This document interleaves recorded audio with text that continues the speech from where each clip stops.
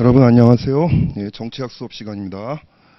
자, 우리가 예비순환을 갖다 지난 봄에 예비순환을 마쳤고 오늘부터 이제 그 일순환 수업에 들어가는데요.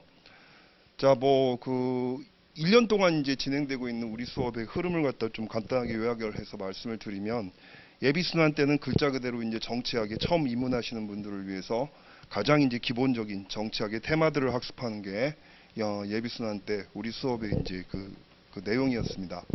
자, 일순환 때부터 이제 그 정치학의 그 내용을 갖다가 좀 더 이렇게 전문화시키는 이런 식으로 수업을 하고 있는데요. 굳이 이렇게 전문화를 시키는 이유가 뭐냐면 중복을 피하기 위해서예요. 그러니까 일순환 때 했던 거를 이순환 때 또 반복하고 삼순환 때 또 반복하고 이러는 것보다는, 자, 일순환 때는 정치 사상과 비교 정치학 쪽으로 또는 정치 과정에 관련된 여러 가지 이제 이론이라든가 아니면 또 시사적인 문제로 전문화를 시키고, 그다음 이제 이순환 때는 국제 정치학으로 이제 전문화를 시켜가지고 그 좀 심화 학습을 갖다 좀 도모를 하고요.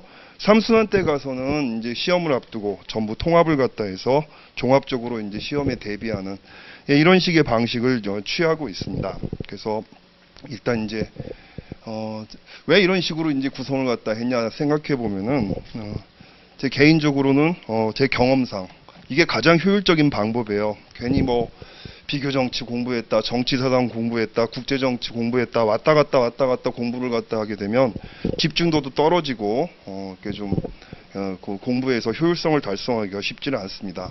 일단 한 우물을 열심히 파고 다른 우물을 열심히 파는 것, 이게 사회과학을 갖다 공부할 때 보다 효율적인 공부 방법이었던 걸로 제 개인적인 경험은 그래요. 여러분들도 그렇게 공부를 갖다 하시면 어떨까 그래서 전문화를 시켜서 학습을 하고 있습니다. 자, 그래서 우리가 이제 이번 일순환 때 다뤄야 될 것은 정치 사상부터 시작을 해서 비교 정치, 그리고 또 정치 과정론의 중요한 이제 주제들인 또 정당이라든가 선거라든가 아니면 뭐 저희 정부 형태라든가 기타 민주주의와 관련된 쟁점들, 주로 이제 시험 문제에 자주 나오는 그런 테마들을 갖다 중심으로 해서 우리가 학습을 하도록 하겠습니다. 자, 오늘부터 한 5회, 6회 정도에 걸쳐 가지고 우리가 정치 사상과 관련된 내용을 다뤄야 되는데요. 자, 정치 사상, 그리고 여러분들이 고리타분하다, 어렵다, 뭐 이런 식으로 생각들을 많이 하시는데 상당히 시사성이 있습니다. 특히 요즘같이 민주주의의 개념 자체가 흔들리고 벌써 우리 사회만 하더라도 지금 이제 대의민주주의를 갖다 직접민주주의의 논리에 입각해가지고 비판을 하고, 직접민주주의의 원리를 가지고 좀 더 확대를 하자라고 하는 그런 논의들이 우리 사회를 지금 지배하고 있잖아요.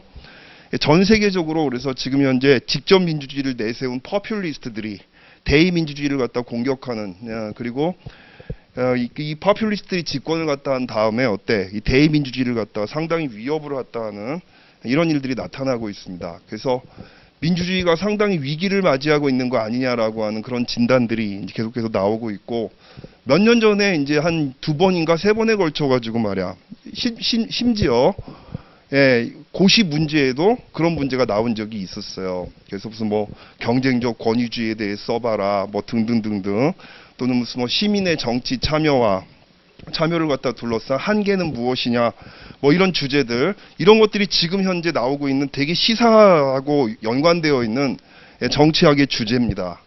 이 논쟁이 갑자기 등장한 것도 아니에요. 사실은 되게 오랫동안 이제 그 고대 그리스 때부터 계속 등장했던 그런 이제 그 주제였었습니다. 요약을 해보면은 다수의 지배를 갖다 내세우는 그런 민주주의의 원리에 따라서 다수라고 하는 일반 군중이 뭔가 정제되고 뭔가 전문성을 갖다 갖추고 있는 소수 엘리트들의 지배로 이해될 수가 있는 대의 민주주의를 대체하는 것이 과연 바람직한 것인가? 자, 이게 이제 고대 그리스 때부터 지금까지 지금 이렇게 쭉 흘러 내려오고 있는 중요한 쟁점 중에 하나예요. 굉장히 중요한 정치 사상의 중요한 쟁점이라고 할 수가 있습니다.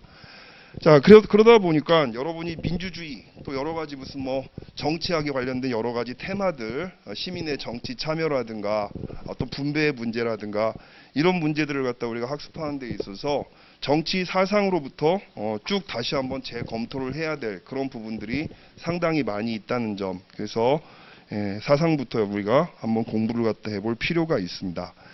자, 우리가 뭐 사상 공부를 한다고 그래갖고 무슨 철학과에서 공부하는 것처럼 저는 뭐 이제 개인적으로는 철학을 갖다 되게 좋아하는 사람입니다. 그래서 프랑스에서 공부를 할 때도 무슨 뭐 이제 그 내 전공이 좀 복잡해요.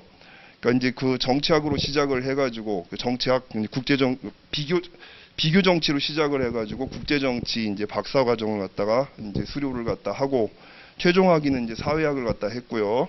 우리 학교에 이제 또 자크 데리다라고 하는 걸출한 그런 철학자가 계셔가지고 그분의 세미나도 쫓아다니면서 들을 정도로 철학을 갖다 되게 이제 개인적으로 좋아하는 사람입니다만은 우리가 그렇다고 해갖고 뭐 철학사의 그 중요한 인물들을 다 다룰 수는 없죠.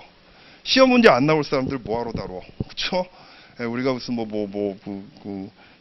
철학을 갖다 주제로 해가지고 시험 공부하는 것도 아니고 주로 이제 시험 문제에 주로 많이 나올 만한 사람들. 이런 사람들을 갖다 중심으로 해서 추려가지고 이제 공부를 할 수밖에 없고요.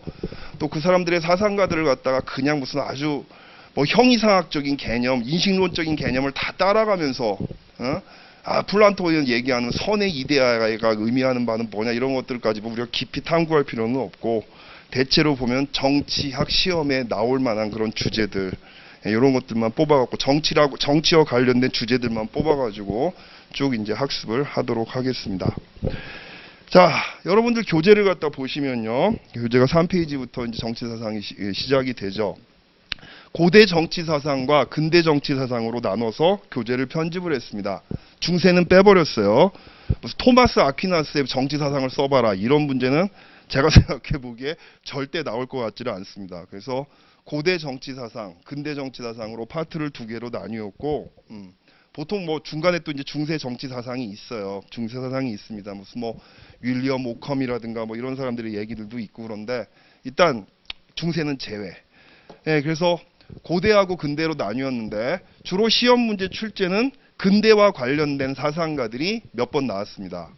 근데 근대 사상가들 중에서도 여러분들 그 모든 사람이 다 나왔던 것도 아니고 이상하게 고시 출제하시는 분들께서 이게 그 애호하시는 사상가들이 있는 것 같아. 그래서 보면은 마키아벨리가 한 두세 번 나왔고요.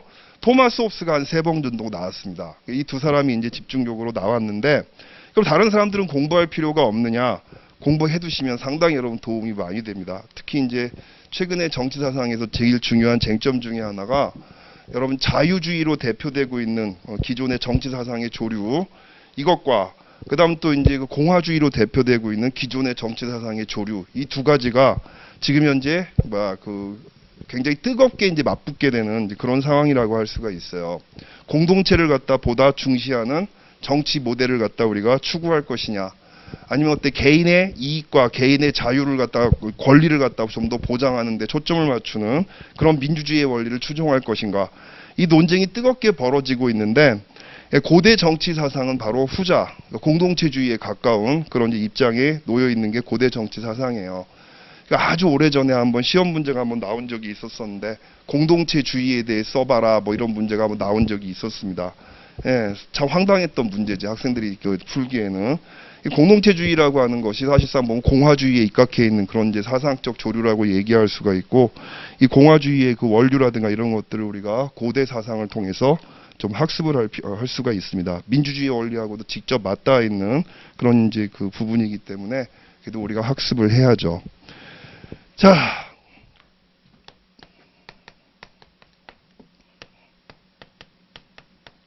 자, 우리가 그랬고 시대 구분을 갖다 크게 이제 고대하고 근대로 나눠서 이제 접근을 하겠다고 그랬는데, 기본 그 정치 사상 그러면 우리가 또 그 대학에서 공부를 갖다 할 때, 정치학과에서 공부를 할 때는 서양 정치 사상과 그다음 또 이제 동양 정치 사상으로 또 나뉩니다.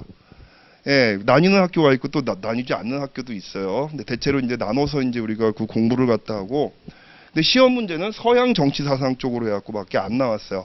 수십 년쯤 전에 맹자의 정치 사상을 써봐라라고 하는 또 황당한 그런 문제가 한번 나온 적이 있었습니다만은 그 이후로는 전부 다 정치 사상이 이제 서양 정치 사상을 갖다 중심으로 전개가 되기 때문에 동양 정치 사상은 일단 걸렀어요. 그리고 서양 정치 사상을 중심으로 설명을 하는데, 자, 서양 정치 사상의 핵심은 특히 이제 주류입니다. 그러니까 주류 정치 사상이 이게 쫙 진행이 되고 있고 거기에 대해서 비판하고 도전을 하는 비주류의 흐름이 있는데, 예, 뭐 주로 시험 문제 나오는 건 주류 사상 쪽으로 나오니까 주류 사상 쪽에 포커스를 맞춰서 본다면 주류 서양 사상의 이제 핵심이라고 한다면은 합리주의와 예, 총체성을 지향하는 겁니다. 자, 이 두 가지가 서양 사상에서 가장 중요한 두 개의 기둥이라고 이제 여러분이 생각을 하시면 돼요. 예. 자, 되게 복잡하게도 설명들을 되게 많이 하는데 아주 간단하게 설명을 해보면은 일단 합리주의부터.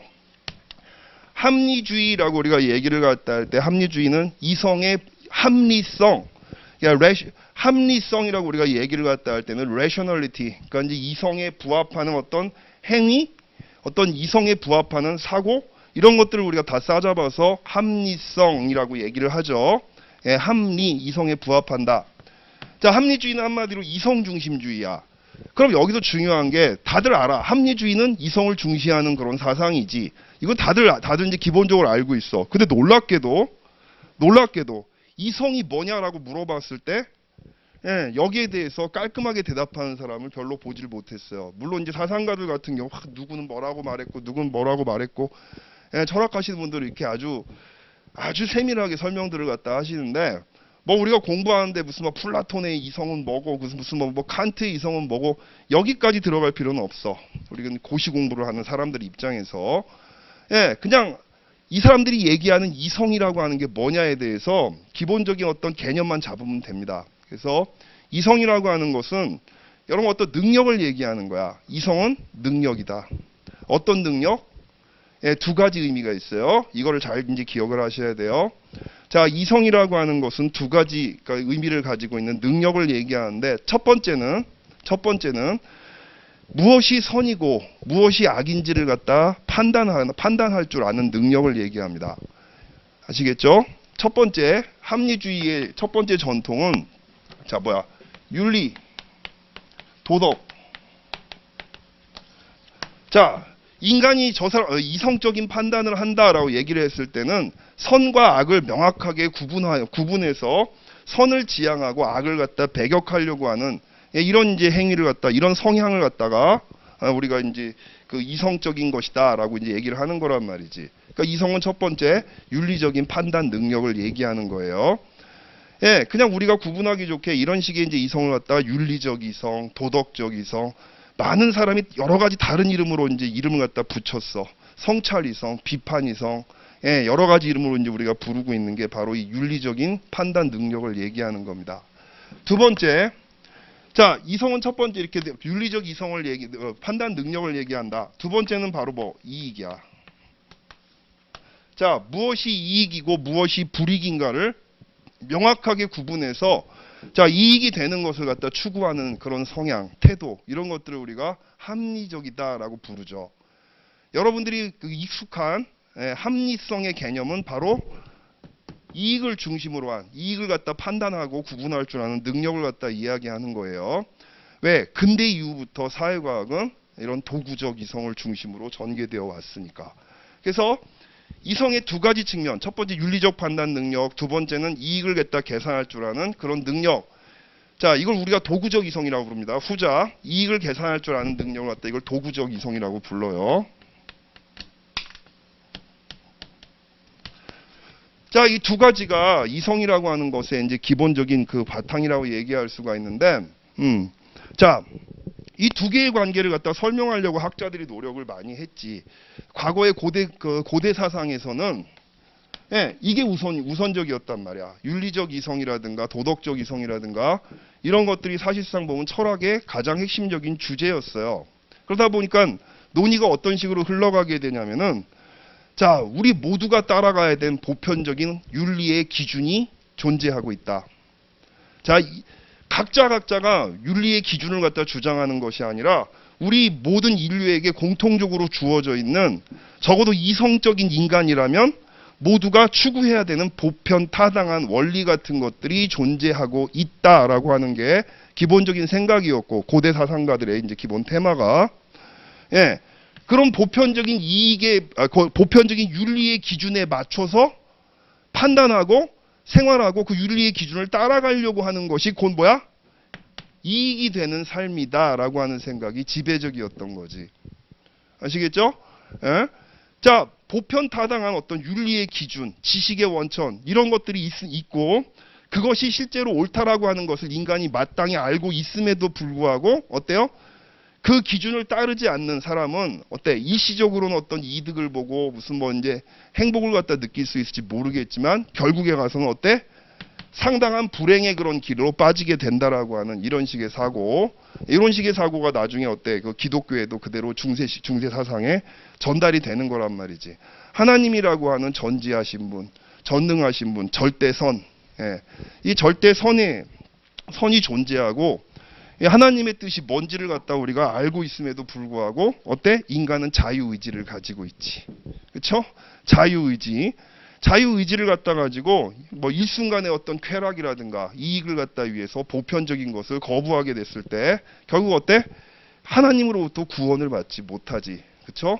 예, 절대 선의 그런 영역으로 다가가지 못하게 되고 버림을 받게 되는 그런 이제 상황에 처하게 된다라고 하는 이런 식의 생각들. 예, 고대 사상의 기본 테마는 그런 거예요. 그렇죠? 그래서 이런 그 도덕적 이성, 어떤 이제 윤리적 이성 같은 것들을 보다 중시하는 그런 전통이 고대 정치 사상의 주류 전통이다. 예, 그러니까 모든 인간을 지배하는 보편적이고 객관적인 도덕의 원칙이 존재하고 인간은 마땅히 거기에 따라서 살아야 된다. 이게 기본적인 테마였단 말이지. 물론 여기에 대해서 저항하고 비판하는 예, 비주류의 전통이 또 있죠. 그렇죠? 예, 특히 이제 고대 철학에 있어서 비주류 전통의 이제 그 시발점이라고 얘기할 수 있는 게 바로 누구야? 소피스트라고 불리는 고대의 철학자들이었단 말이지. 이 소피스트들 같은 경우는 뭐를 갖다 비판하는 거야? 모든 인간을 갖다가 따르게 만드는 보편 타당한 원리 같은 것들이 존재하지 않거나 아니면 있다고 해도 인간은 결코 그것이 뭔지 알 수가 없다라고 하는 불가지론, 이런 것들을 주장을 하면서 상대주의를 갖다 표방했던 그런 지식인들이 바로 우리가 소피스트라고 불렸던 그런 학자들이었단 말이지. 결국 뭐 옳고 그름 그리고 무엇이 이익인가, 그 판단 기준은 결국 어때? 현실적인 삶에서 발견되고 찾아질 수밖에 없다라고 하는 이런 식의 생각들, 이런 생각을 갖다 하시는 분들이 이제 상대주의자들이에요.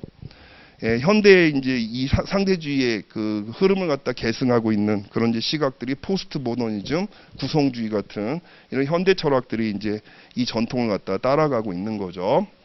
자, 그렇습니다. 자, 근대 철학의 이제 특징은 바로 이제 도구적 이성을 갖다 중심으로 전개되는 그런 이제 특징을 갖다 가지고 있다. 예, 도구적 이성이라고 하는 것은 결국 뭐 이익을 판단하는 능력, 이거를 갖다 되게 중시하는데. 사회를 갖다 구성하는 원리 자체가 도구적 이성이 이제 그 지배적이다 보니까 모든 것들이 효율성의 원리에 따라서 구성되는 거죠. 효율성이라고 하는 건 여러분들 뭐예요? 어느 정도의 그 비용을 갖다 들여서 어느 정도의 이익을 거두느냐, 그렇죠? 예, 투입된 어떤 비용 대비 내가 얻을 수 있는 이익이 무엇이냐. 사회를 갖다 구성하는 기본 원리가 이런 효율성, 도구적 이성과 효율성에 입각해갖고 작동을 하게 된다는 거란 말이지. 그렇죠? 그리고 더 나아가서 이제 이성의 소재가 보편 타당한 어떤 인간을 지배하는 보편적인 원리, 자, 이런 것들을 갖다 주장하기보다는 어때? 이성의 주체로서 개개인들을 갖다 강조합니다. 뭐가 도덕인지, 뭐가 이제 이익이 되는 삶인지 이런 것들을 판단하는 주체가 인간을 초월해 있는 어떤 보편 타당한 어떤 신의 영역이라든가 어떤 그 객관적 보편적인 어떤 자연법의 영역이라든가 이런 것들이 아니라 근대부터는 어때요? 예, 이성을 갖다가 가지고 있는 존재는 하나님이라든가 이런 뭐 자연법적인 세계가 아니라 개개인이 되는 거야, 개개인이. 인간 개개인들이 이성을 갖다 가지고 있는 이성이라고 하는 능력을 보유한 행위자가 되고, 예, 이 개개인들은 결국 무엇이 자기한테 가장 이득이 되는 행위인가를 갖다 고려해서 이제 그 사회를 갖다 운영을 하고 과학을 발전시키게 된다라고 하는 이런 식의 생각이 이제 근대 정치 사상의 핵심이라고 얘기를 할 수가 있죠. 그러다 보니까 어때? 인간이 이성의 이제 주체로 등장을 갖다 하게 되니까 인간을 갖다 구속하는 어떤 외적인 요소들, 인간 외적인 요소들, 그러니까 전통이라든가 어떤 신화적인 것들, 예, 그다음 종교적인 것들, 예, 아니면 어떤 왕과 같은 어떤 그런 그 권위들, 자 이런 것들로부터 인간을 해방시켜서 개개인들이 스스로 예, 주체로서 무엇이 옳고 그른지를 갖다가 판단을 해서 행위를 갖다 하고 이제 그 삶을 개척해 나가는 이런 인간상을 갖다 강조하는 것이 근대적인 그 세계관이라고 우리가 얘기할 수가 있겠습니다. 자, 그래서 이 고대와 근대의 차이점은 가장 큰 차이점이 여기에 있고, 다음 총체성 얘기를 해보자고요. 자, 총체성이라고 하는 것은 흩어져 있는 개체를 일정한 표준에 의해서 체계적으로 종합하는 능력을 얘기합니다. 이거 어딘가 여러분 메모를 해두시기 바랍니다. 자, 총체성. 예, 총체성은 뭐야? 흩어져 있는 여러 개체들을 제가 천천히 불러드릴게요. 흩어져 있는 여러 개체들을 일정한 표준에 의하여, 표준이라고 해도 좋고 기준이라고 하는 말도 좋습니다. 표준에 의하여 또는 기준에 의하여 체계적으로 종합하려는 성향. 체계적으로 종합하려는 성향. 흩어져 있는 개체들을 일정한 표준 또는 기준에 의해서 체계적으로 종합하려는 성향. 이게 총체성입니다. 예, 무슨 말이야? 자, 서양 사상의 이제 핵심은 총체성을 이제 지향한다고 얘기했는데, 고대부터 시작해서 근대에 이르기까지, 물론 이제 그 뉘앙스는 달라요. 자, 서양 철학의 핵심은 바로 뭐냐면, 그냥 각자 따로따로 개별적으로 존재하는 것들. 예, 또는 여기서 이게 어떤 A라고 하는 현상이 발생하고 저기서 B라고 하는 현상이 발생을 했어. 이런 것들을 있는 그대로 놓고 보는 것이 아니라 인과관계 같은 어떤 관계의 틀 속에서 체계적으로 사고한다는 거지.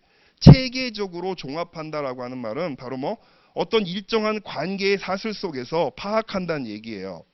아시겠죠? 따로 존재하는 것들을 지배하고 있는 어떤 보편적 원리가 존재하고 있다. 예? 예. 모든 개체는 어떤 그 행위를 갖다가 구속하는 보편적인 어떤 원리 같은 것들이 존재하고 있으며, 그 원리를 우리는 인간의 이성으로 밝혀낼 수 있다라고 믿는 낙관론. 그렇죠? 자, 이런 것들이 보면 이제 서양 철학의 특징이라고 얘기할 수가 있습니다. 옛날에 말이야, 예를 한번 들어볼게요. 그 프랑스에 있을 때 한참 석사 공부할 때야. 친구 중에 하나가 프랑스인데 정치 사상 쪽을 갖다가 하고 싶대요. 논문을 쓴대. 몰라, 나 걔 학위 받았나 못 받았나 모르겠는데 아이디어는 기발해. 근데 실제로 논문을 썼나는 모르겠어. 이 아이디어가 뭐였냐면은 동양의 의학과 서양의 의학의 특징을 갖다 비교함으로써 동서양의 관념을 조명해 보겠다. 정치 사상 쪽으로 그런 쪽으로 공부를 한다고 그러는데, 정치 사상에선 좀 동떨어진 그런 주제여서 얘가 그게 결국 학위가 통과됐나 나는 모르겠어. 별 친한 애가 아니라서.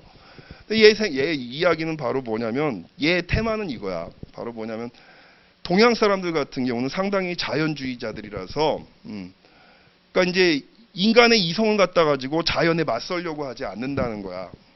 그러니까 인간은 자연이 내려준 어떤 도라고 그러죠. 우리가 도의 영역이라고 그러죠. 보편타당한 어떤 자연의 그 원칙에 따라서 순응하고 적응하고 살아가는 것, 이게 인간이라는 거지. 동양이 그렇다는 거예요. 그러니까 예를 들어 누가 아프게 될 때 이 아픈 사람들 같은 경우는 어때? 그러니까 이제 그 아픈 사람들 같은 경우 자연에서 얻을 수가 있는 약초라든가 뭐 이런 것들, 과일이라든가 이런 것들을 갖다 가지고 일단 치료를 시도를 하지. 근데 어때? 병이 낫질 않아. 예, 뭐 하늘에다가 빌어보기도 하고 별짓 다 하지. 자연에다가 막 부탁을 하는 거야. 살려달라고. 결국 어때? 살지를 못했어. 그 아픈 사람이. 그럼 어때? 체념의 단계로 들어갑니다. 예, 인간은 의로서 열심히 이제 용맹 정진을 하는 거지. 용맹하게 의라고 하는 의라고 하는 덕목을 갖다 가지고 열심히 삶을 갖다가 살아가지만 근데 어때요? 결과는 도의 영역이야. 인간이 어쩔 수 없는 영역이란 말이지. 죽음은 도의 영역이고 인간이 선택할 수 있는 영역이 아니까 받아들인단 말이에요. 서양 애들은 다르다는 거야. 누가 아프면 어때?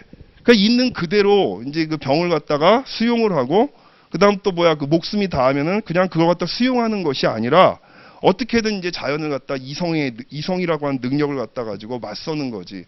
자, 병의 근원을 갖다가 밝혀내려고 하죠. 그렇죠? 이 병에 질병이라고 하는 현상이 있어. 이 현상을 가져오게 된 근본적인 원인이 뭔가를 갖다가 계속해서 탐구를 합니다. 그건 자연의 어떤 이제 자연의 또 도리겠거니 이렇게 하고 편협하는 게 아니라 탐구를 한다고. 인간의 이성으로서 능히 원인을 갖다 밝혀낼 수가 있고 그 원인을 갖다가 통제를 갖다 할 수가 있으면 어때? 네. 사회를 자연을 갖다 능히 인간한테 유리한 방향으로 이끌 수가 있다라고 보는 이런 식의 태도, 이런 것들이 이제 서양 철학의 특징이라고 얘기할 수가 있어요. 그러다 보니까 눈앞에 존재하는 것들을 그냥 있는 그대로, 여러분 자연이라고 하는 말 있잖아. 주역에서 쓰는 자연이라고 하는 말이 주역에서 나온 말이에요. 우리가 자주 쓰는 자연이란 말, 스스로 자자 그러할 연자야. 그러니까 눈앞에 존재하는 것들은 어때? 그냥 있는 그대로 존재하는 거야. 서양 애들은 하이데거가 이제 다자인이란 말을 갖다 씁니다. 너무 깊이 들어간다. 다자인이란 말을 써가지고 20세기에 들어와서 이런 이제 그 동양의 자연이라고 하는 개념하고 비슷한 개념을 쓰기 전에 이 서양의 주류 철학에서는 어때요? 자연이라고 하는 것은 어때? 인간의 이성으로서 능히 발전시키고 능히 변화시킬 수가 있는 대상이란 말이지. 그러다 보면 그걸 위해서는 어때? 이 자연을 갖다 움직이는 보편타당한 원리들을 밝혀내야 돼. 눈앞에 보이는 것들 있는 그대로 수용하는 것이 아니라 얘들을 지배하는 가장 보편적인 원리가 무엇이냐, 이거를 갖다 탐구해야 된다는 거지. 그게 합리주의의 총체성을 갖다 추구하는 서양 합리주의의 전통이라고 얘기할 수가 있습니다. 자, 근데 이게 또 뉘앙스가 고대하고 근대가 좀 달라요. 고대에서는 만물을 움직이는 보편타당한 원리가 어때? 인간의 영역을 초월해 있다라고 보는 거지. 이미 이성이라고 하는 것은 인간의 영역을 갖다 초월한 보편타당한 어떤지 그 영역이라고 이제 간주를 갖다 하고, 그렇죠? 그런 식으로 생각을 하는 거야. 그러니까 그 계절이 사계절이 계속해서 반복적으로 바뀌고, 하늘을 보면 별자리가 계절마다 계속해서 바뀌고, 이 원인은 자연적인 현상이 아니라 그 자연을 갖다 지배하는 어떤 보편타당한 의지의, 예를 들어 신이죠. 신의 의지 같은 것들이 작용을 해서 변화가 생기는 것이다. 총체성의 근원은 결국 어때? 신적인 것, 인간의 영역을 넘어선 것. 자, 이제 이런 식으로 생각을 많이 했던 거지. 그게 고대의 특징이 바로 그겁니다. 거기에 비해서 이제 근대 같은 경우는 철저하게 자연과학적인 사고를 갖다 하는 거예요. 그렇죠? 그래서 이 계절의 변화라든가 이런 것들을 갖다 가져오는 것들, 그다음 또 별자리의 변화 같은 것들을 가져오는 것들은 결국 어때? 인간의 이성의 능력으로 충분히 설명이 가능한 것. 과거에는 신의 의지를 어떻게 인간의 이성으로 설명해? 그건 불경한 거였지. 근데 근대 이후부터는 얼마든지 인간의 그 성찰을 통해서, 탐구를 통해서 이 모든 것들을 갖다 총체성을 갖다가 가지고 오는 근원이 무엇인가를 우리가 규명하고 밝혀낼 수 있고, 능히 그것을 통제함으로써 인간한테 유리한 어떤 이제 그 사회라든가 과학을 만들어낼 수 있다라고 하는 이런 식의 사고가 이제 근대적인 사고의 특징이라고 이야기를 할 수가 있습니다. 자, 이런 생각들이, 이런 흐름들이 말이에요, 그대로 정치를 바라보는 시각에도 투영이 됩니다. 투영이 되고, 우리는 이제 지금 얘기했던 이 그 특징들이 정치를 바라보는 시각에 어떤 식으로 투영돼서 나타나는지, 요거를 갖다 우리가 쭉 이제 살펴보도록 하겠습니다. 자, 이거 지워도 되죠? 자, 고대 정치사상부터 볼게요. 교재 3페이지. 자, 고대의 역사와 사상. 쭉 이제 흐름을 갖다 정리한 거예요. 쭉 읽어보고 넘어갈게요. 자, 초창기. 고대 사상이라고 그러면 우리가 고대 그리스 시대, 로마 시대까지를 포함해서 우리가 고대 시대라고 얘기를 하는데, 자, 초창기. 아테네가 중심이 되기 이전인 기원전 6세기부터 기원전 5세기 전반까지를 우리가 고대 정치사상의 초창기라고 얘기를 하는데, 이 초창기의 고대 철학은 주로 이오니아를 중심으로 전개가 됐었습니다. 당시 이제 고대 그리스 사회가 어땠느냐? 상업과 기술이 많이 발달했고, 상품의 생산과 유통 이런 것들이 활발하게 일어났고, 또 토지 귀족과 상업 귀족들 간의 부를 둘러싼 갈등도 표출되고 있던 그런 시기였습니다. 또 도시 국가들 간의 통상으로 역동적이고 풍부한 시민들의 생활이 이루어지고 있던 이런 이제 사회적 문화적 배경을 갖다 중심으로 철학이 발달하게 되는 거죠. 자, 고대 철학을 갖다 핵심을 특징을 얘기를 한다면 그 세 번째 보세요. 전통이나 실리에 사로잡히지 않고 사물을 객관적으로 관찰하고 현실에서 경험하는 것들로부터 보편적 원리를 이끌어내고 개괄하는 이성적이고 이론적인 사고가 발달했습니다. 자, 여기서 그럼 여러분이 헷갈릴 거야. 아니, 고대 사상 같은 경우는 주로 신적인 사고가 지배를 했다며요 라고 얘기를 하죠. 자, 여기서 중요한 거, 그리스 로마 철학에서는 인간 중심주의적인 사고가 지배적이었어요. 즉 무슨 소리? 여전히 윤리적 이성이라든가 어떤 이제 성찰적 이성을 갖다 중시하는 그런 전통을 갖다 고대 그리스에서 발전시켜서 로마에까지 전달을 갖다 하는데, 자, 이 보편타당한 원리가 무엇이냐? 이거를 갖다 우리가 인간이 그 보편타당한 원리, 특히 보편타당한 윤리의 원칙이 뭐냐?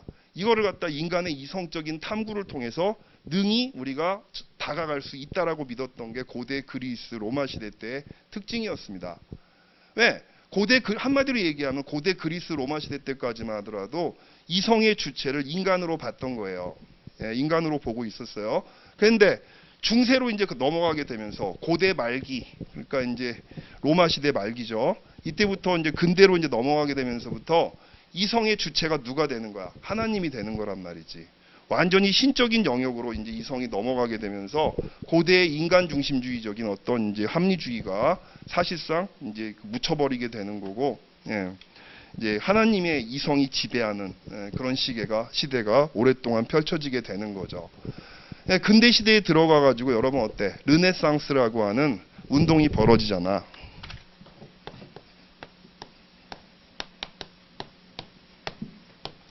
자, 불어줘. 르네상스라고 하는 거는 재탄생을 의미합니다. 다시 태어남을 의미하는 건데, 뭐를 의미하는 거야? 하나님이 지배하고 있었던, 하나님이 이성을 갖다 독점하고 있었던 그런 시대로부터 벗어나서 다시 인간이 이성의 그 주체가 되는 그런 시대가 다시 부활했다는 얘기죠. 그렇죠? 이제 신적인 것은 교회로부터 벗어나서 이제 인간이 이성의 주체로서 간주되었던 고대 그리스 로마 시대 때의 전통을 갖다 탐구하는 이런 것들이 이제 그 르네상스 때 활발하게 이루어졌고, 그래서 그리스 시대의 조각이라든가 주로 이제 중세 시대 때 그림이라든가 조각을 보면 전부 하나님을 찬미하잖아. 천사가 막 나오고, 그렇죠? 어떤 성경에 나오는 그런 인물들을 갖다 찬미를 했다 그러면은 이제 르네상스 시기 때 어떤 조각이라든가 어떤 문학 작품이라든가 이런 것들을 보면은 고대 로마 시대 때처럼 굉장히 인간 중심주의적인 그런 이제 그 창작물들이 등장을 하게 되는 거잖아요.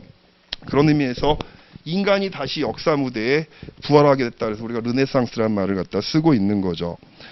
그래서 고대 시대 때 정치 사상은 지금 여기 세 번째 점 다시 한번 읽어볼게. 전통이나 실리에 사로잡히지 않고, 이 말은 무슨 말? 이성의 주체가 인간이라는 얘기입니다. 인간이 윤리적인 판단 능력을 갖다 갖추고 있던 주체란 얘기죠. 그러니까 어떤 외부에 있는 어떤 그 권위라든가 이런 애들이 신화를 보면 알아. 신화. 예를 들어 갖고 올림푸스 신의 그 산에서 신들이 모여 갖고 이런 일을 했다. 딱 서술을 하게 되면 그걸 그냥 그대로 수용하는 것이 아니라 그리스 사람들은 그것이 진짜 타당한가를 갖다 비판적 시각에서 검토를 한단 말이야. 그렇죠? 그러니까 있는 그대로 받아들이지 않는 거란 말이지. 그러니까 전통이나 실리 이거 바로 그냥 자기의 어떤 이익이라든가 이런 것들만 탐구하는 것이 아니라 그러니까 지엽적인 자기만의 이익 같은 것들을 탐구하는 것이 아니라 사물을 객관적으로 관찰하고 현실에서 경험하는 것들로부터 이거 중요한 포인트. 보편적 원리를 이끌어내고 개괄하는 이성적이고 이론적인 사고가 발달을 했다. 이게 고대 사상의 특징이라고 얘기할 수가 있습니다. 자, 시민들의 자유로운 생활에 대한 억압이나 구속에 대해 비판적이고 해방적인 의식이 발달했다. 왜? 인간이 이성의 주체니까. 그쵸? 인간이 의성의 주체니까. 내가 생각하는 올바름이 있고 내가 생각하는 보편타당함이 있는데 외부에서 네가 믿고 있는 건 잘못됐다. 이게 보편타당한 객관적 법칙이야라고 얘기를 했을 때 거기에 굴복을 하지 않고 이제 비판을 하고 토론을 한단 말이지. 자, 그래서 시민들 간의 이익의 충돌을 보세요. 이익의 충돌 같은 게 잦겠죠. 각자 자기가 생각하는 가치, 자기가 생각하는 윤리의 기준이 이제 있다 보니까 시민들 간의 충돌이 잦게 일어나게 되고, 근데 그런 이익의 충돌을 대화와 타협으로 해결하려는 자세, 이런 것들이 특징이었다는 거야.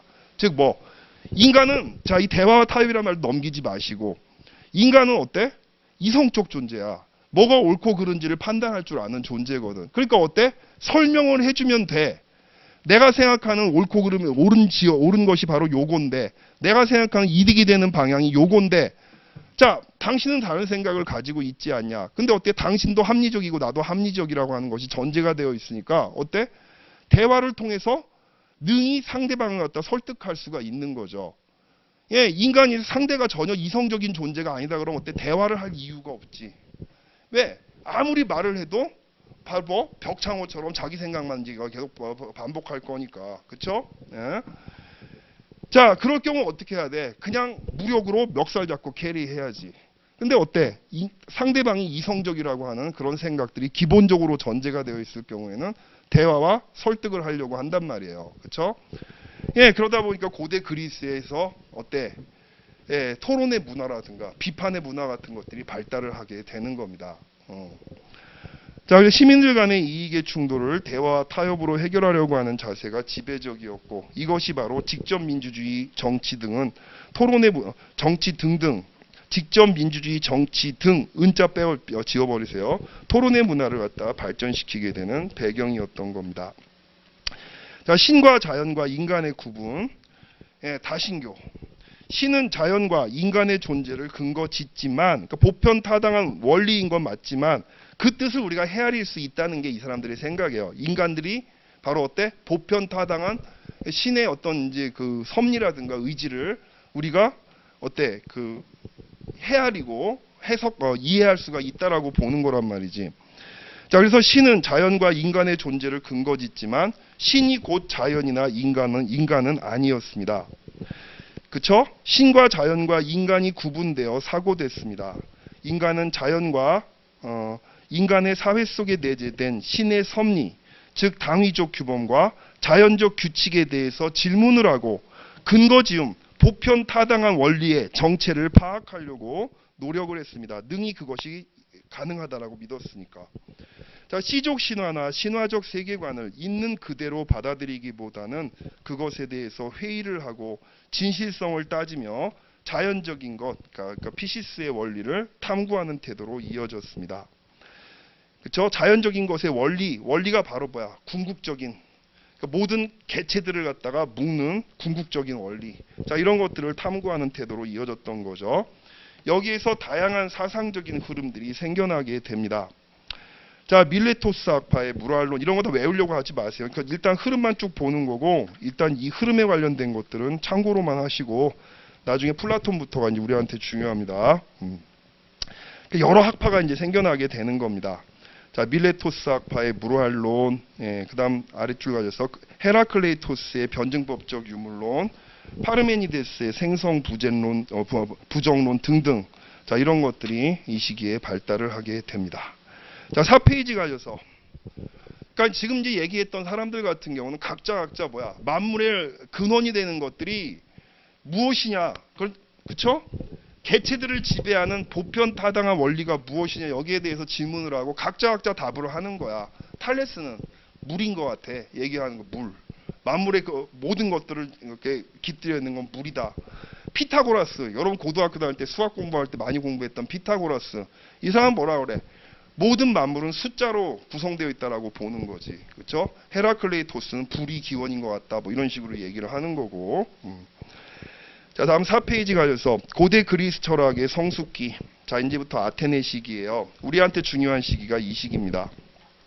기원전 5세기 후반부터 기원전 4세기까지 걸쳐 있는 이 시기인데, 자, 피시스를 중심으로 한 자연주의 입장이 이 시기에, 그러니까 고대 그리스 철학의 성숙기에는 주로 만물의 근원을 갖다가 주로 어때? 자연과학적인 입장에서, 자연과학이란 말은 옳지 않지. 자연주의적 입장에서 파악을 갖다 하려고 하는 시각이 지배적이었다면 이 시기는 어때?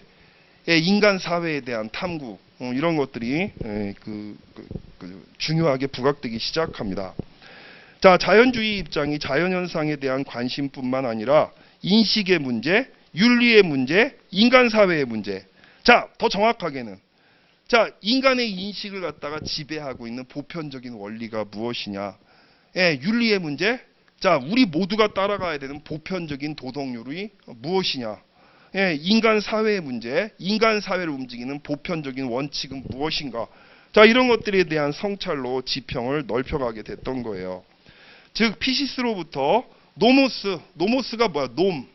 우리가 말하는 규범적인 거 얘기하는 거지. 이게 뭐냐면 인위적인 것들을 얘기하는 거야. 인위적인 것.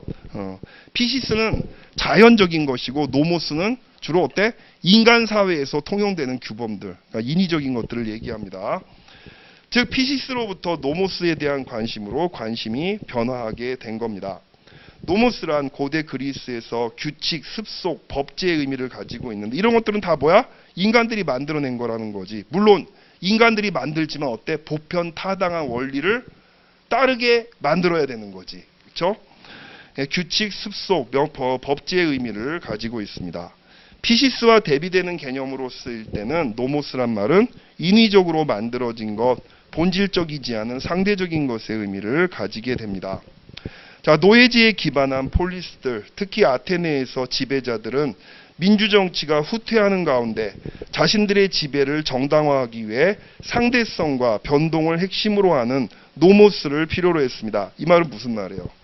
자, 고대 그리스 사회가 점점 타락해 가기 시작하는 거야. 계속해서 정복 전쟁이 벌어지게 되고, 노예들에 대한 어떤 구속이라든가 억압이라든가 이런 것들이 일어나게 되면서 점점 이제 사회가 타락해지게 됐단 말이지. 근데 지배자들 같은 경우 어때? 각자가 그 과거처럼 말이지. 각자가 내가 생각하는 바를 자유롭게 주장하는, 자, 이제 우리 모두가 따라가야 되는 보편 타당한 원칙이 무엇인가에 대해서 모두가 거기에 대해 관심 갖고 토론을 하는 이런 것들은 부담스럽지. 왜? 당신은 우리 모두가 동의하는 원칙을 위배하고 있다. 너만의 부를 갖다 축적하고 사람을 갖다 억압하는 그런 행위는 어때? 우리가 모두가 동의하는 보편 타당한 원칙으로부터 벗어난 거 아니냐라고 하는 비판이 제기될 수가 있잖아. 그러니까 지배자들이 뭐를 하는 거야? 이 보편주의적인 그런 생각을 해체하기 시작하는 거죠. 상대주의적인 세계관으로 끌고 가기 시작한 겁니다. 여기에 혁혁하게 기여한 사람들이 누구? 바로 이제 우리가 소피스트라고 부르는 사람들이었던 거지. 이 사람들은 한마디로 뭐야? 아까 얘기한 대로 상대주의자들이야. 상대주의자들. 이 사람들은 한마디로 사회를 어떻게 보냐면은, 자, 보편 타당한 규칙 그런 것들은 존재할 수 없거나 아니면 있다고 해도 우리가 그것을 절대 알 수가 없는 것이야. 중요한 건 현실적인 삶이 중요하지. 우리를 지배하는 보편적인 원리를 우리가 알 수도 없고 그게 실제로 있다고 할 수도 없다면 중요한 건 그 보편적인 어떤 도덕률에 따라서 살아가려고 하는 삶이 무슨 의미가 있냐는 얘기야. 결국은 어때? 현실적인 삶에 충실하고 살아가는 것이 맞다는 거죠. 이런 상대주의가 지금 현재도 문제예요. 자, 이런 상대주의가 지배를 갖다 하게 되면 사회가 어떻게 돼? 상당히 혼란스러워지게 된단 말이야. 상당히 혼란스러워지게 됩니다. 왜? 결국 이런 식의 논리가 극단적으로 가게 되면 어떤 식의 논리가 되냐면 결국 도덕은 그 사회에서 힘 있는 사람이 결정하는 것이 결국 도덕일 수밖에 없다. 그렇죠? 권력자가 이게 도덕이야. 제일 힘이 센 애가 이게 도덕이니까 다 따라와. 멱살 잡고 끌고 가는 거.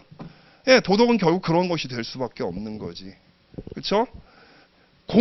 공동체의 이익이라고 하는 것도 결국은 사회적으로 구성되는 거지 우리 모두가 추구해야 될 보편적인 그런 가치는 아니다. 이런 식이 돼버리면 결국 어때?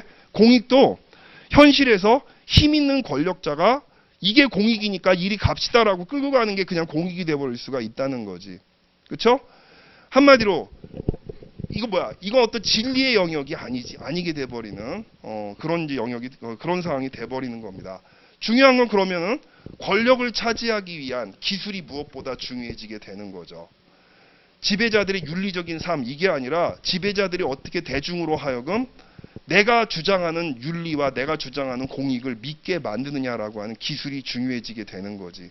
이게 상대주의가 도달하는 귀결점이 바로 그겁니다. 지금 우려스러운 게 극단적인 상대주의가 그 정치를 갖다 지배하게 되면서 중우 정치라든가 아니면 파퓰리즘이라든가 이런 것들이 지금 심화되는 것은 아닌가라고 하는 그런 우려가 있고, 고대 그리스 사상가들이 그런 우려를 갖다가 일찌감치 주장을 했던 분들이거든요. 좀 이따 플라톤을 통해서 우리가 제일 먼저 만나게 될 겁니다. 예. 자, 그렇게 돼버린 거야. 그러니까 사회가 어때? 결국 소피스트라고 하는 사람들은 권력을 꽤 부유한 그런 집안의 자제들, 꽤 힘 좀 쓰는 집안의 자제들한테 달라붙어 가지고 말이야. 그러니까 대중들을 갖다가 설득하는 그런 기술을 갖다 가르쳤던 이런 사람들. 왜 보편적으로 지향해야 될 윤리 같은 것들 별로 중요하지 않으니까. 중요한 건 어때? 현실적으로 권력을 장악하는 게 중요하니까. 예, 이런 식으로 했던 지식인들이 바로 소피스트들이었어요. 예. 그러니까 우리가 뭐 궤변론자 뭐 이렇게 번역도 하죠. 그러니까 사회가 타락하지. 계속해가지고 대중 선동 정치가 난무를 하게 되고 무질서해지죠. 그렇죠? 소크라테스의 등장이 바로 여기에서 이제 그 의미가 있는 거야. 나훈아가 묻습니다. 테스 형, 세상이 왜 이래? 자, 소크라테스가 이렇게 타락한 그리스 공동체에 던진 질문이 바로 그거야. 세상이 왜 이래? 자, 소크라테스의 대답은 의외로 간단해. 테스 형은 대답을 해줬어. 어떤 식으로? 상대주의적인 사회가 문제가 되는 거지. 결국 뭐, 자, 이 무질서한 사회, 각자 자기 이익만 챙기는 이런 사회를 갖다 극복하기 위해서는 뭐가 필요해? 모든 사람들을 갖다 지배하는 보편적인 도덕률의 정립이 필요한 거죠.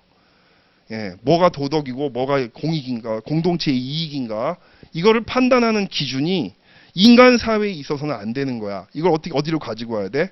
인간 사회를 초월해서 인간 사회에다 영향을 미치는 보편 타당한 영역을 구성을 해야 되는 거란 말이지. 응. 그래서 이제 우리가 그 소크라테스 이후에 고대 그리스의 그 철학의 전통을 객관적 윤리론으로 그냥 싸잡아서 부르기도 해요. 윤리의 기준이 인간 사회로부터 벗어나서 객관적인 영역에 위치를 해야 된다라고 하는 이런 식의 주장. 그렇죠? 상대주의를 갖다 극복하려고 했던 시도가 소크라테스의 핵심이었다고 얘기를 할 수가 있습니다. 자, 근데 소크라테스는 아시다시피 여러분 살아있을 때 책을 한 권도 안 썼다고 그러죠.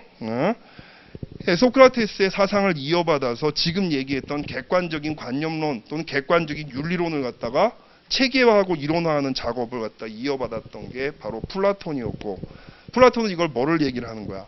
모든 개체를 갖다 지배하는 본질의 영역이 존재한다.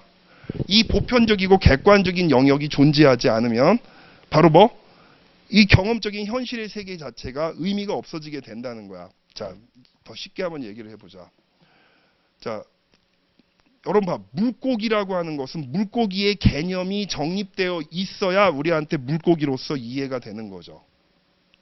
물고기는 물고기의 이데아를 바탕으로 우리한테 인식이 되는 거란 말이지. 봐봐. 물고기에 대한 개념. 자, 우리가 물고기 그럼 머릿속에 딱 어떤 개념이 뿅 떠오를 거야.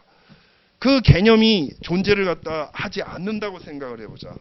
지금 우리가 어떤 호수를 바라보고 있어요. 그 안에 뭔가가 막 꾸물꾸물 움직여. 얘를 물고기의 개념이 없다면 우리는 어때? 동일한 여러 개체들로 인식을 못하게 될 거야. 매 순간순간마다 이런 식으로 해갖고 표현할 수밖에 없지. 그렇죠? 우리가 무엇인가를 인식의 틀 안에 딱 포착을 하고 내가 포착한 인식을 갖다 어때? 타자와 공유를 갖다 하기 위해서 뭐가 필요해? 개념적인 것이 필요합니다. 물고기의 개념이 있어야 그게 전제가 되어야 우리가 쟤를 보고서 물고기라고 인식을 하고 나 물고기를 봤어라고 타자와 의사소통이 가능하지. 삼각형의 개념이 있어야 우리가 세모를 봤을 때 삼각형이네 라고 얘기를 할 수 있는 거란 말이야. 개념이 존재하지 않으면 어때? 그냥 모든 것들이 다 흘러가죠. 고정된 걸로 포착해 잡아둘 수가 없게 되는 거란 말이지. 그렇죠? 이런 경험적인 것들을 눈에 우리가 직접 만져보고 경험할 수 있는 것들을 지배하고 있는 관념적인 것들. 개념은 관념적이지, 그렇죠? 자, 이런 것들을 우리가 플라톤은 이데아라고 불렀던 겁니다. 그렇죠? 물고기는 물고기의 이데아가 있어야 물고기가 될 수가 있는 거고, 삼각형은 삼각형의 이데아가 있어야 삼각형으로서의 의미를 갖게 되는 거란 말이죠. 자, 여기서 중요한 얘기 한 가지를 해보면은, 자, 그럼 이 이데아라고 하는 것은 물질적인 속성을 갖고 있을까? 관념적인 속성을 갖고 있을까? 자, 물질적인 것은 변하죠. 그쵸? 물질적인 영역은 상대성의 영역입니다. 끊임없이 변한다고. 보편타당한 어떤 원리가 될 수가 없어, 물질적인 것은. 결국 어때? 정신적인 것, 관념적인 것은 변하지 않죠. 삼각형에 대해서 우리가 얘기를 해보죠. 삼각형, 예? 세 개의 변. 세 개라고 하는 개념을 썼어요. 변이라고 하는 개념을 썼어요. 세 개의 변과 세 개의 각. 각도 어때? 개념이죠. 각으로 이루어진 도형. 도형도 개념이죠. 도형을 말하고 내각의 합이 180도가 되는 것이 삼각형이다. 지금 정의를 했지만 어때? 다 이런 것들은 어때? 개념적인 것들이야. 그쵸? 변에 해당되는 실제 것들은 되게 많지. 개체는 많지만 어때? 변이라고 하는 말, 각이라고 하는 이 개념으로 이 모든 것들을, 개체적인 것들을 포괄하고 있잖아. 그쵸? 자, 이런 식으로 해가지고 어떤 개념적인 것들, 이데아적인 것들이 결국 어때? 존재를 갖다가 존재로 만들어준다라고 이제 플라톤은 믿는 거란 말이에요. 그쵸? 자, 그래서 이 개념적인 것들, 정신적, 이데아는 어때?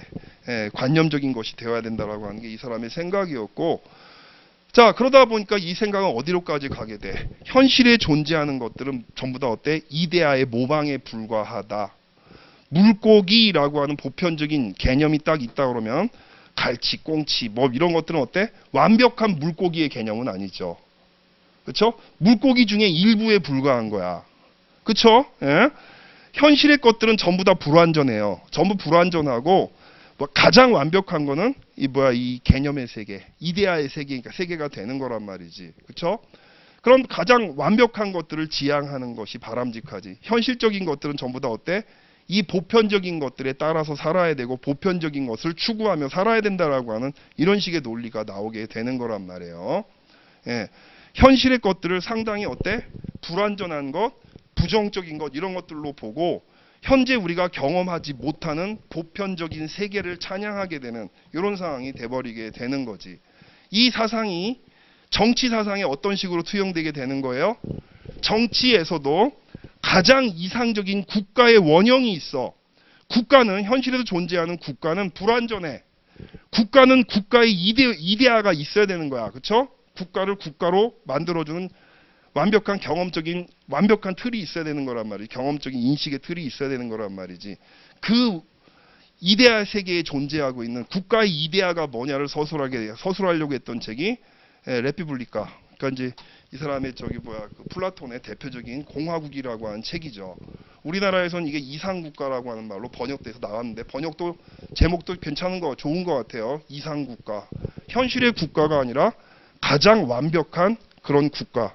이걸 갖다 이제 이 사람이 원형을 딱 제시를 하고 그러니까 논리 구조가 이렇게 되는 거야. 국가의 이데아는 이런 거다라고 자기가 논리적으로 추론하는 거지. 경험적으로 추론하는 게 아니야. 이건 어때? 경험적으로 입증될 수가 없거든. 논리적으로 봤을 때 이런 국가가 가장 보편타당한 그런 국가의 틀이다라고 하는 걸 딱 모형을 제시를 하고 그 다음 단계는 현실의 국가들을 여기에 비추어서 너는 뭐가 틀렸고 너는 뭐가 틀렸고 문제점을 지적할 수가 있지. 이게 플라톤의 접근 방식이에요. 그렇죠? 여기에 대해서 이제 그 현대 경험주의자들, 특히 칼 포퍼 같은 사람들, 나중에 우리가 논문 통해서 보겠습니다만, 칼 포퍼 같은 경우는 이런 식의 이제 비판을 거꾸로 뒤집어 놓으려고 하는 거란 말이지. 경험적으로 입증될 수 없는 것들은 과학적인 것으로 받아들일 수가 없다라고 하는 게 칼 포퍼를 비롯한 논리 실증주의자들, 오스트리아 비엔나 학파의 그러니까 20세기 이후에 이제 그 과학 철학자들의 기본적인 원리가 그겁니다. 그래서 플라톤은 존재하지도 않는 어떤 보편의 영역을 설정해 놓고 모든 것들을 갖다 거기에 끼워 맞추려고 함으로써 어때? 현실에 살아가는 사람들을 전부 노예처럼 만든다. 이게 칼 포퍼가 가한 비판이었단 말이야. 칼 포퍼의 유명한 책이 있었죠. 열린 사회와 그들의 적들에서 포퍼가 플라톤에 대해서 가했던 핵심 포인트는 바로 그거였습니다. 나중에 우리가 뒤에 가서 만나게 될 거예요. 포퍼가 생각하는 민주주의와 플라톤이 생각하는 민주주의의 차이점이 뭔지. 자, 내친 김에 더 나가 봅시다. 자, 그래서 플라톤에 대해서 뭐 간단히 이 정도로 하고, 자, 아리스토텔레스는 이제 플라톤의 이제 제자죠. 플라톤의 뒤를 갖다 이어서 소크라테스의 이제 전통을 갖다 쭉 이어받는 사람인데, 자, 이 아리스토텔레스가 자기 스승에 대해서 가하는 문제의식은 바로 이거였지. 바로 뭐 스승께서 너무 관념적인 영역을 갖다 중시하시다 보니까 현실에 존재하는 것들의 중요성을 좀 무시하신 점이 있지 않았겠는가. 이게 아리스토텔레스가 이제 고민을 했던 지점이죠. 이 사람은 그래서 어때? 자, 현실에 존재하고 있는 경험적인 것들의 중요성을 나름 부활시키는 이런 역할을 갖다 수행한 게 아리스토텔레스입니다. 본질의 영역을 여전히 그 가치를 손상시키지 않으면서 현실의 중요성을 어떻게 접목을 시키느냐. 아리스토텔레스가 간 길이 바로 그거예요. 여기에서 이 사람이 유명한 이제 그 이론을 갖다 주장하게 되는 거지. 뭐 워낙 많은 얘기를 한 사람이지만 정치 사상하고 관련돼서 중요한 개념은 여러분 저 진료 형상설이라고 하는 이론입니다. 진료 형상설. 자, 우리가 존재라고 얘기할 때 존재하는 것들은 두 가지가 결합이 되어야 돼. 바로 뭐 형상과 진료가 결합이 되어야 존재가 존재로서의 의미를 갖게 된다는 겁니다. 쉽게 얘기할게요. 그럼 진료가 뭐고 형상이 뭔지. 자, 우리가 집을 하나 만들려고 그래. 저 집이 하나 딱 이제 존재하고 있어. 집이 존재하고 있어. 자, 집이 집이기 위해선 기본적으로 집의 개념이 있어야 합니다. 그냥 아무렇게나 흙을 갖다 반죽해 띡 던져놓고 집이 됩니까? 안 돼요. 그렇죠? 집은 집다워야 돼.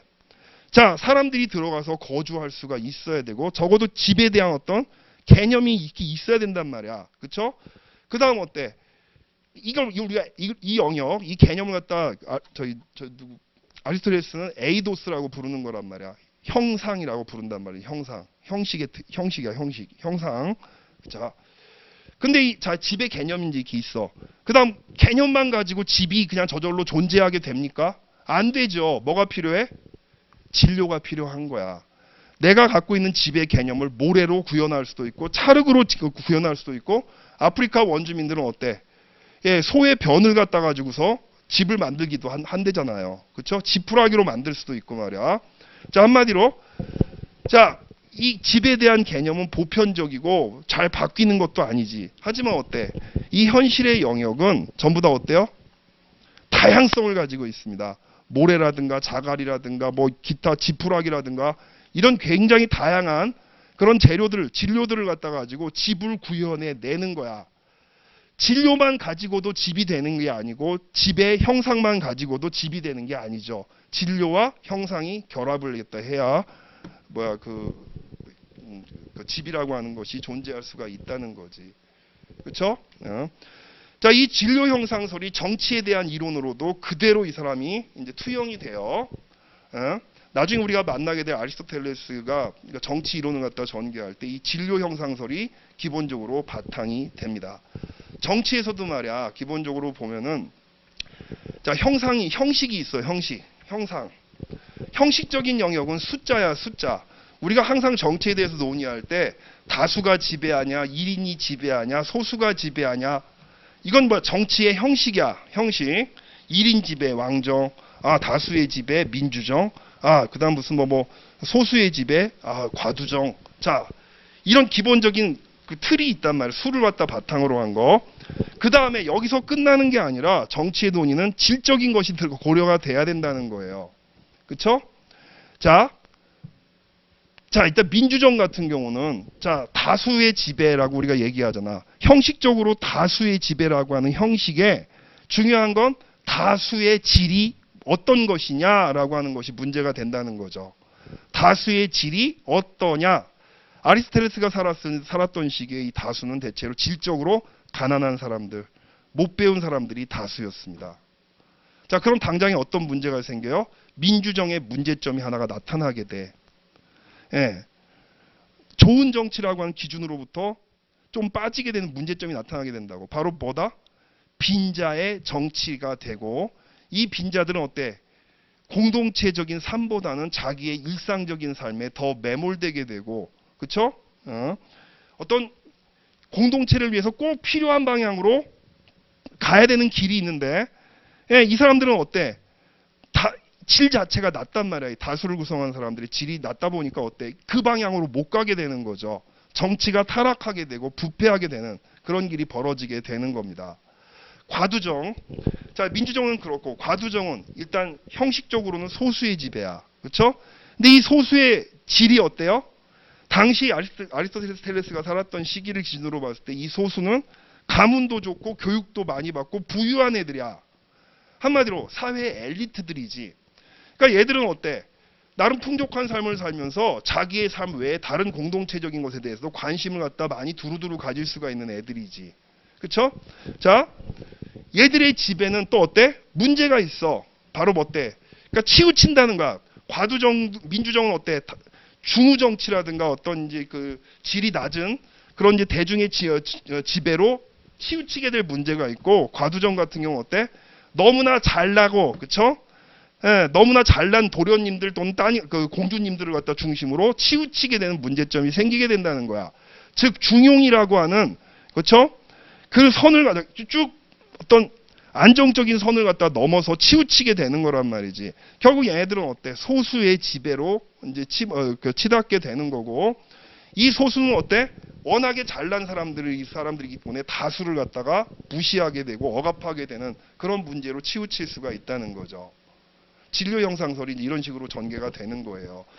자, 그럼 제일 좋은 그런 그 방법은 뭘까? 예, 중용의 정치, 치우침이 없는 정치가 제일 좋은 정치인데, 그 정치는 결국 뭐야? 과두정과 다수정을, 과두정과 민주정을 혼합한 혼합 정치가 제일 바람직하다라고 하는 그런 논리가 나오게 되는 거죠. 예. 자, 그리고 이 혼합정 하에서 질적으로 어떤 사회 계층이 가장 이제 바람직할까? 중산층이라고 하는 질을 갖다 가지고 있는 사람들이 다수가 되는 이런 그 혼합정이 제일 바람직하다라고 하는 그런 식의 논리가 나오게 되는 겁니다. 자, 이제 그 논리들을 갖다 나중에 우리가 쭉 한번 따라가 보겠습니다. 자, 조금만 더 읽고 이제 쉴게요. 자, 일단 이제 두 번째 점, 그 4페이지 두 번째 점부터 다시 한번 읽어볼게요. 노예제에 기반한 폴리스들, 특히 아테네에서 지배자들은 민주정치의 후퇴 속에서 자신들의 지배를 정당화하기 위해 상대성과 변동을 핵심으로 하는 노모스를 필요로 했습니다. 특히 소피스트들은 자연주의를 표방하면서도 정치적 출세를 노리는 젊은이들의 교육자이자 자문가로서 궁극적이고 불변하는 도덕과 정의의 존재를 부정했습니다. 아까 제가 말씀드렸던 거죠. 이런 태도를 우리가 상대주의 또는 회의주의라고 부르는 겁니다. 이들은 새로운 철학자, 진보주의자로 생각됐습니다. 왜? 과거의 피지스론에 대해서 반기를 드는 나름 혁신 세력이었기 때문입니다. 저거랑 비슷해. 그러니까 마르크스주의자들도 사회를 움직이는 법칙을 탐구하려고 했었고, 그다음 사회과학의 그 지배적이었던 기능주의자들도 보면은 어떤 안정적인 사회의 질서 이런 것들을 강조를 했다면, 여러분 이제 90년대부터 그 냉전 끝나면서 포스트 모더니즘이 막 치고 나왔잖아. 상대주의가 막 치고 나온단 말이지. 포스트 모더니즘을 새로운 진보의 대안으로 지식인들이 추앙을 했던 것과 상당히 비슷한 그런 맥락이었던 거죠. 자, 소크라테스, 플라톤, 아리스토텔레스. 아테네 시민 소크라테스는 이에 대해서 객관적이고, 자, 소크라테스는 객관적이고 보편적이며 불변하는 진리와 도덕의 존재를 주장하고, 왜 테스 형이 왜 이렇게 얘기했어요? 이렇게 해야 이 혼란한 세상을 갖다가 나름 질서를 부여할 수가 있으니까 제자들한테 절대적이고 불면의 영혼을 자각시켰습니다. 그는 육체와 물질, 자연에 대한, 즉 변화하는 세계에 대한 영혼과 의식의 세계, 불변의 세계의 중요성을 강조했습니다. 자, 육체, 물질, 자연, 이거 바로 뭐 물질적인 세계는 변화죠. 거기에 비해서 영혼과 이성 이런 것들, 정신의 세계 이런 것들은 변하지 않는단 말이야. 영혼과 이성은 육체와 감성으로부터 분리되어 실체화되고 신성화되는 그런 이제 길을 갖다 걷게 되는 거란 말이지. 자, 플라톤의 이데아론, 객관적 관념론이라고도 불리는 이데아론은 이런 변화를 반영하고 있었습니다. 자, 대화편에서 플라톤은, 대화라고 하는 건 책 이름이죠. 대화편에서 플라톤은 시공을 초월한 비물질적인 영원한 실제, 참다운 실제로서 이데아의 존재를 주장하고 감각적인 세계를 이데아를 원형으로 한 모방에 불과하며 이데아의 부분만을 반영하는 것이라고 주장을 했습니다. 다 이해되시죠? 아까 제가 말씀드렸으니까. 아리스토텔레스는 이와 같은 절대관념의 세계와 감각적 물질적 세계를 진료 형상설을 통해서 변증법적으로 통일시키고자 했습니다. 진료 형상설, 형상은 일종의 개념적인 것을 의미합니다. 존재는 관념적인 형상과 감각적인 물질인 진료의 통일로 가능하게 됩니다. 집에 비유해 볼 때 집의 구조에 대한 계획이나 틀이 형상이라고 한다면 목재나 돌은 진료에 해당됩니다. 그럼에도 불구하고 아리스토텔레스는 진료로부터 완전히 독립되어 있는 순수한 형상을 인정함으로써 소크라테스, 플라톤의 관념론적인 합리주의의 전통 안에 머물렀다는 그런 평가를 받았습니다. 자, 마지막으로 고대 철학의 붕괴기, 헬레니즘 시대, 기원전 3세기부터 기원 후 6세기까지예요. 아리스토텔레스 이후 고대 철학은 계속해서 붕괴를 맞이하게 됩니다. 알렉산더의 동방원정과 이질적인 문화와 종교 같은 것들이 막 섞이게 되는 거죠. 그렇죠? 지역적 범위도 넓어지게 되고 다양한 문화가 공존하게 되는 그런 상황이 돼버렸어요. 자, 그래서 알렉산더의 동방원정과 제국의 건설 이후 철학은 폴리스 시민들의 권리와 의무를 방향지어주는 역할로부터 벗어나 중요한 건 왜 모든 게 너무 빨리 변해가는 거야. 이질적인 것들이 자꾸 섞이게 되다 보니까 자꾸 불안정해지게 되고 안정적인 삶이 없어져. 그러니까 안정적인 삶의 탐구보다는 뭐를 탐구하게 되는 거야. 지금 현재 존재하는 삶에 만족하면서 그때그때 자기한테 필요한 그런 것들을 충족해 나아가는 것이 바람직하다라고 하는 그런 식의 태도가 지배적이 되는 거죠. 자, 그래서 폴리스 시민들의 두 번째 줄, 폴리스 시민들의 권리와 의무를 방향지어준다. 이 말은 무슨 소리? 보편성을 탐구한다는 겁니다. 권리와 의무의 근원을 탐구하는 그런 이제 그 연구로부터 이제 철학이 뭘로 바뀌는 거야? 코스모폴리테스, 즉 세계 시민으로서 개인의 보신을 위한 도구로 전락하게 되었습니다. 즉 보편적인 것과 개체적인 것, 자연과 인간 사이에서 인식과 존재를 탐구하는 태도가 이제 후퇴하게 되고, 한마디로 말하면 본질을 탐구하는 이런 태도가 후퇴하게 되고, 개인주의적 윤리와 회의주의적 태도가 점점 지배적으로 되어갔습니다. 자, 이 시기 대표적인 학파가 스토아 학파였죠. 기원 후 3세기 스토아 학파의 등장. 이들의 존재론은 범신론적이었습니다. 보편적 로고스, 범신론이라고 하는 건 우리가 신을 얘기할 때 신을 초월적인 신과 범신론적인 신으로 이제 얘기를 하거든. 초월적인 신은 인간 사회 바깥에서 인간을 주재하시는 그런 존재로 보는 거. 신을 존재라고 말하는 건 그렇지. 그런 분으로 보는 거고, 그다음 어때? 범신론은 자연 안에, 우리가 경험하고 있는 이 자연 안에 신이 내재되어 있다는 거지. 신이 인간 사회 바깥에서 주재하시는 게 아니라 이 자연 안에 신이 계신다는 거, 편재하고 있다는 거예요. 옴니프레젠트한 거지. 이렇게 쫙 편재하고 있다라고 보는 거지. 자, 그럼 여러분 자연을 대하는 태도가 어떨까? 자연을 우리 마음대로 뜯어 고치고 할 수 있어? 자연은 어때? 신이 입고 있는 외투와 같아. 신의 외투를 마음대로 찢을 수가 있어? 안 되는 거지. 그렇죠? 그러니까 안분지족한 삶을 강조하게 되는 거예요. 신의 뜻에 따라서 그냥 살아가면 되는 거야. 괜히 우리가 내 의지를 가지고 뭐를 해보려고 하는 거, 이런 것들은 오히려 불경한 게 돼버리는 거란 말이지. 자, 그래서 이들의 존재론은 범신론적이었습니다. 스토아 학파.